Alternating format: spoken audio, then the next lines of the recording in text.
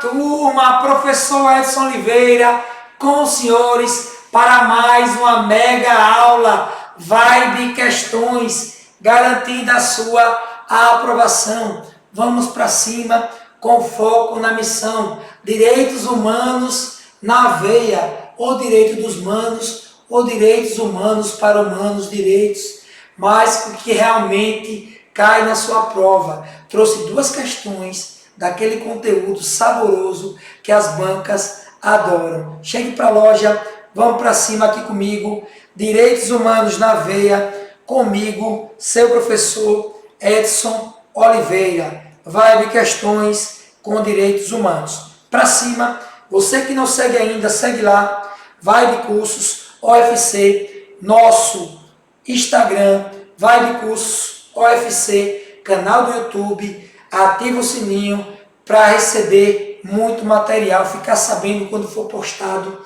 material novo e visita lá nosso site, vibecursos.com. Chegue para a loja, para cima. Primeira questão, direto ao ponto. Os direitos humanos assumiram, na atualidade, uma posição de centralidade no ordenamento jurídico, ou seja, nas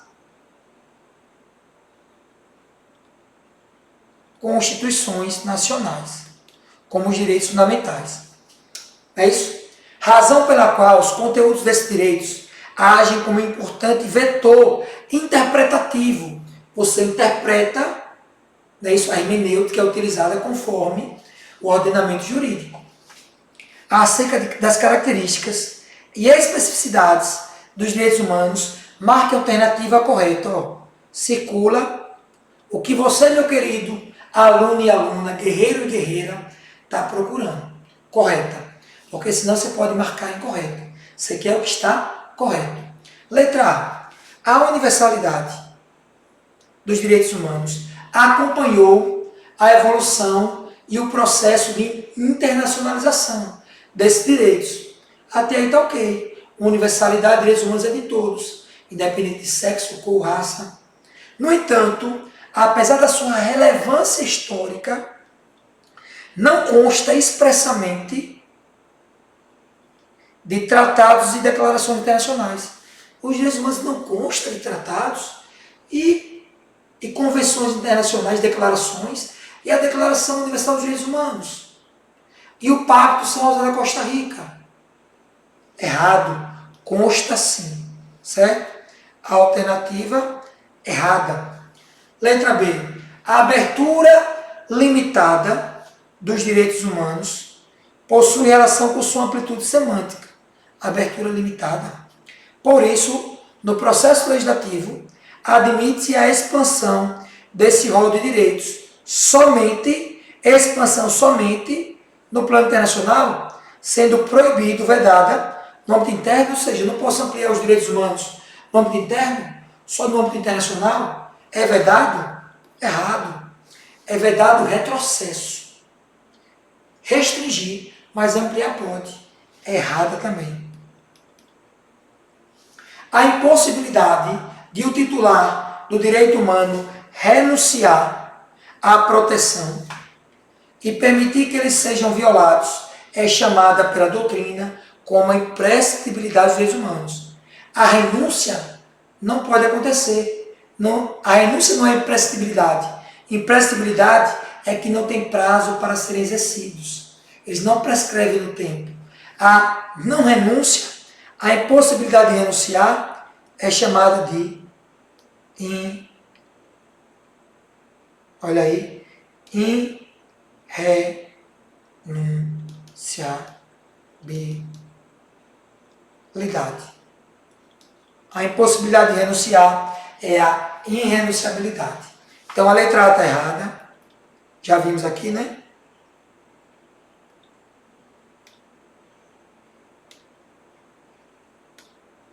A letra A está errada. A letra B está errada. A letra C está errada. Vamos para a letra D. O artigo 5º, parágrafo 2º da CF diz o seguinte: os direitos e garantias expressos na Constituição não excluem outros decorrentes do regime e dos princípios por ele adotados, ok? Ou dos tratados internacionais em que a República Federativa do Brasil seja parte. Correto, letra de lei. É um exemplo da universalidade. Ó, é um exemplo, mas não é um exemplo da universalidade. Universalidade é que direitos humanos são de todos. É um exemplo de quê? Da complementaridade. É um exemplo da complementaridade dos direitos humanos. Eles são complementares. Um não exclui o outro. Certo? Aqui, ó. Mas não é universalidade. Universalidade é que os direitos humanos são de todos, independente de sexo, de cor, de raça, por aí vai. Mas as duas são características dos direitos humanos. E a letra E, errado também, letra E, a relevância da transnacionalidade. Os direitos humanos eles transcendem os estados soberanos, se aplicam em diversos horizontes, inclusive um país aplicando o direito humano ao nacional de um outro país, tá ok? Há exemplo quando você concede o refúgio para aquela pessoa que é refugiada ambiental, refugiada de uma guerra, tá ok? A relevância da transnacionalidade, como característica dos direitos humanos, possui especial aplicabilidade atualmente, na atualidade, ok? Dado o grande fluxo de refugiados. Certíssimo.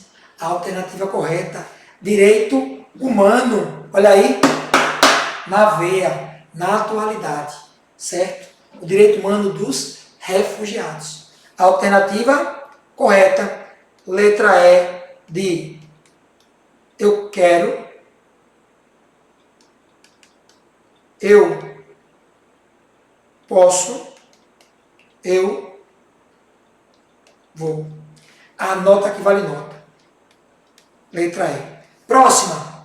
Segunda questão. Para que tratados e convenções internacionais sobre direitos humanos sejam incorporados ao ordenamento jurídico brasileiro, são necessários alguns procedimentos. Esses procedimentos são chamados de fases. Para lhes dar validade, efetividade e aplicabilidade. Sobre o tema, assinale a alternativa correta. Fechou? Vamos lá. Os tratados sobre direitos humanos são aprovados aplicando-se a teoria do duplo estatuto dos tratados de direitos humanos, adotada pelo STF. A alternativa correta. Meus queridos, o STF hoje em dia, ele aplica a teoria do duplo estatuto, que para que eu tenha um tratado incorporado ao ordenamento jurídico, ele vai ter que obedecer às fases. Dentro das fases, vai ter que ter uma ratificação congressual, por meio de decreto legislativo, os representantes do povo no Congresso Nacional, Câmara dos Deputados e Senado Federal. E você vai ter também que ter a ratificação presidencial, que é o chefe do Executivo, que é chefe de Estado e chefe de governo, do presidente da República, que é uma competência exclusiva dele. Então, para que eu possa realmente aprovar um tratado e aplicá-lo, eu preciso dessa teoria, a efetividade, teoria do duplo estatuto. A alternativa é o quê? Correta, letra A, marca aí, A de a aprovação. Vamos ver daqui a pouco, eu vou destrinchar, depois dessa questão, fase por fase, tá ok? Vamos lá. Letra B. A primeira fase de incorporação de um tratado internacional de direitos humanos, primeira fase, na legislação nacional, é a promulgação interna. Não é a promulgação. Primeira fase, negociação e assinatura, certo? Seguida da ratificação e do depósito. Seguida da ratificação, mas o depósito é a última fase. Depois da promulgação e publicação, produzindo efeitos no plano internacional. Errado.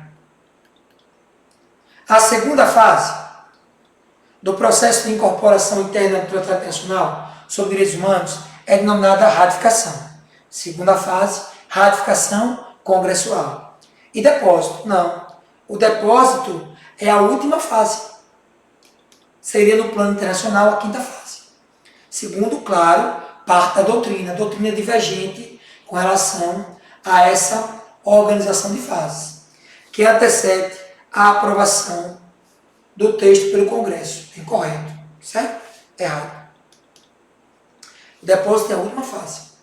Para que um tratado internacional sobre direitos humanos tenha força de emenda constitucional, esteja no topo da pirâmide, status de emenda, deverá ser aprovada, segundo dispõe o artigo 5º, parágrafo 3º, nas duas casas, em 2 turnos, com quórum de 3/5. Vamos lá. Deverá ser aprovado em um turno, errado. São 2 turnos.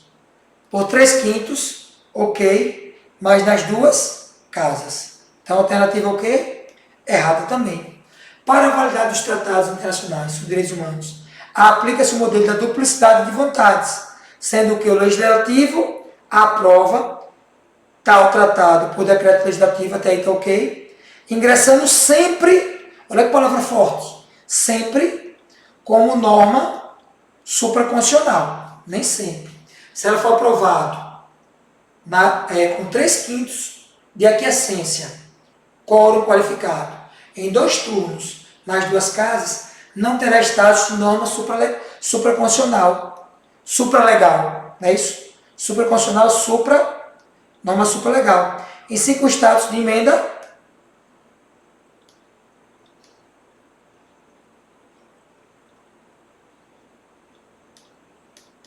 então, um tratado, ele pode ser o quê, professor? Um tratado, ele pode ser aprovado com status de emenda constitucional, ele pode ser aprovado com status de norma supralegal, e a depender, se não for de direitos humanos, pode ter até outro status, tá ok? Então, coloque no seu coração. Quando ele diz sempre, ele suprime as demais, o quê? Possibilidades, tá ok? Fechou? Então, supralegal, norma supralegal, quando o quórum for inferior a 3/5, quando o quórum for igual a 3/5, vai ter o status de norma constitucional. Vai estar no topo da pirâmide. Então, vamos lá observando. Se ele for aprovado com 3/5 nas duas casas, em 2 turnos, status de emenda constitucional. Se ele for aprovado na prática, mas não for com o rito qualificado de 3/5, com o quórum qualificado de 3/5, vai ser uma norma supralegal. Vai estar abaixo da Constituição e acima das leis, certo? Quando tratar de direitos humanos, regra geral. Ou se for um tratado que trata de direito comercial, aí pode ser tratado, aí ele pode ter equivalência de uma lei, certo? A equiparação ao status de uma lei. Fechou? Então não é sempre dessa forma, não. Alternativa errada. Então, a correta, marque aí, letra A de aprovação. A nota que vale nota. Para consolidar o entendimento, para não ter dúvidas, eu vou mastigar agora aqui, ó. Tratados internacionais de direitos humanos, fases. Vamos lá. Primeira fase. Negociação e assinatura. Essa negociação e assinatura é competência privativa do presidente.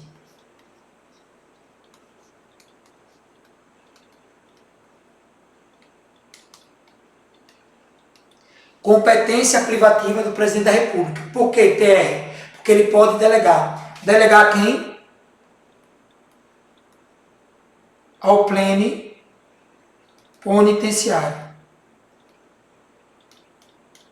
É aquela pessoa que tem a carga de plenos poderes. Pode ser o ministro das Relações Exteriores, pode ser o embaixador, certo? Plenipotenciário. Segunda fase. Ratificação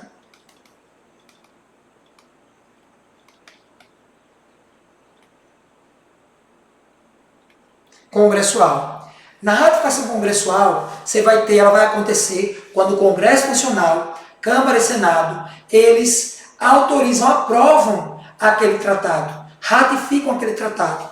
Por meio de quê? Por meio de um decreto legislativo. Ou seja, no processo legislativo, função típica do Congresso Nacional, do CN. Passou para a terceira fase. Terceira fase, ratificação presidencial. Nesse caso aqui, é competência exclusiva do presidente.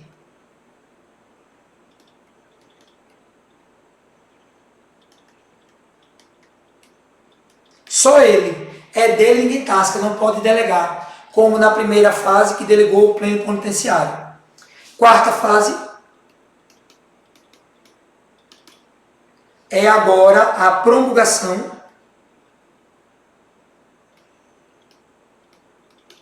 e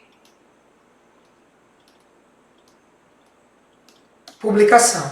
Lembre que promulgação nada mais é do que quando algo, a lei, ela existe e é válida. Existe e é válida. Já a publicação, ela gera a eficácia da norma. Porque nem toda norma, depois que ela é publicada, ela já produz eficácia, já produz seus efeitos. Ela pode, tem três situações. A lei é publicada e diz, a sua eficácia produz efeitos a partir da publicação, imediatamente. Ou ela pode silenciar, aí submete a vacatio legis da LINDB, 45 dias no âmbito interno, 3 meses no âmbito internacional, certo? Ou ainda ela pode definir um outro prazo, 120 dias, 1 ano, 2 anos, como aconteceu na nova lei de licitações aqui no Brasil, tá ok? E por fim, alguns autores ainda defendem a quinta fase. Pessoal, eu quero dizer que essas fases não é a divergência, depende de autor para autor. Eu estou passando para vocês o que eu entendo como mais completo. Quinta fase, depósito no secretariado da ONU. Aqui garante a eficácia no plano internacional, de forma mais efetiva. Meus queridos, faz um print dessa tela aí, porque tem muito amor aí para garantir a aprovação dos senhores. E senta o dedo no like aí, vamos para cima, porque a aprovação ela é certa. E aqui eu trago a mensagem, palavra de ordem para hoje, foco. Sem foco, você não vai conseguir atingir o seu intento, porque alguém vai querer mais do que você. Acredite, estude, porque sua hora chegou. Amém? Amém. Sucesso a todos e foco na missão. Obrigado pela atenção e entre nessa vibe da aprovação. Qualquer dúvida, tem aqui também o meu direct, @prof.